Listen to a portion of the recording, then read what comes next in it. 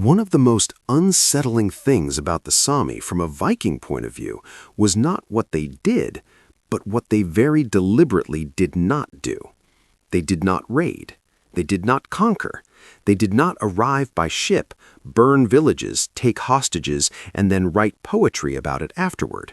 To Vikings, this was confusing behavior, borderline suspicious, because in the Viking worldview, land was meant to be taken, defended, and argued over loudly.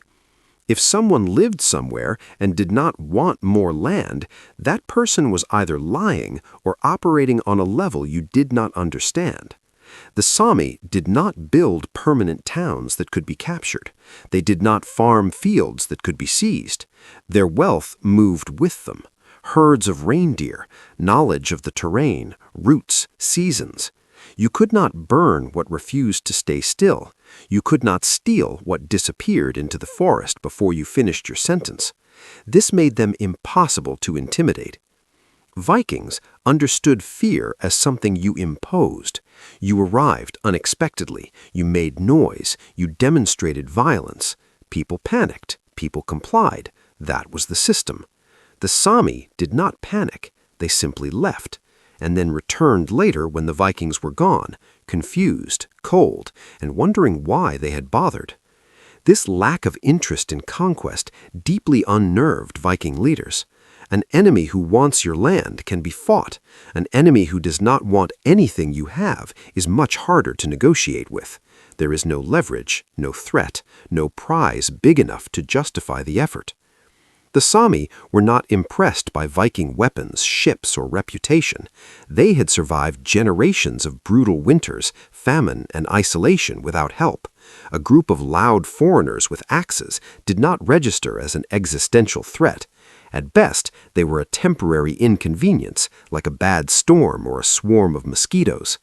To Vikings, this felt like disrespect, and disrespect is far more irritating than hostility. Worse still, the Sami understood something the Vikings struggled with. Ownership of land is meaningless if the land does not cooperate. You cannot dominate a place that refuses to support you. You cannot rule snow, forests, or migrating animals with laws and borders. The Sami lived with the land. The Vikings tried to impose themselves on it. And that difference mattered, because nothing unsettles a conquering culture faster than meeting people who do not care about being conquered. Vikings were not unreasonable people. They were pragmatists. They understood the value of trade. In fact, they loved trade almost as much as they loved violence, which is saying something. And when it came to the Sami, trade was not just tolerated, it was carefully encouraged. Furs, hides, antlers, walrus ivory, and distinct northern ropes made from walrus skin flowed south through Sami networks. Vikings wanted those goods badly. They were valuable in the markets of Europe, portable, and made everyone involved feel very sophisticated. So trade happened, quietly, politely, with significantly fewer axes involved than usual. But here's the important part. Trade expeditions behaved very differently from raids. When Vikings went trading into Sami territory, they did not swagger, they did not show off, they did not shout their lineage at the top of their lungs. They traveled with guides, they followed rules, they offered gifts, they listened. This was not fear exactly. It was respect wrapped tightly around caution and sealed with self-preservation.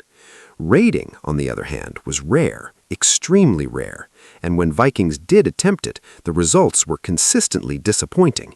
There were no great victories recorded, no triumphant sagas celebrating crushed Sami camps and heroic plunder, just vague references to losses, failed journeys, and expeditions that returned early with fewer men and less confidence, which, in Viking storytelling, is as close to an admission of failure as you get. The Sami were not defenseless traders waiting to be exploited. They controlled the routes. They knew where resources were. They knew which valleys trapped travelers and which rivers disappeared under ice.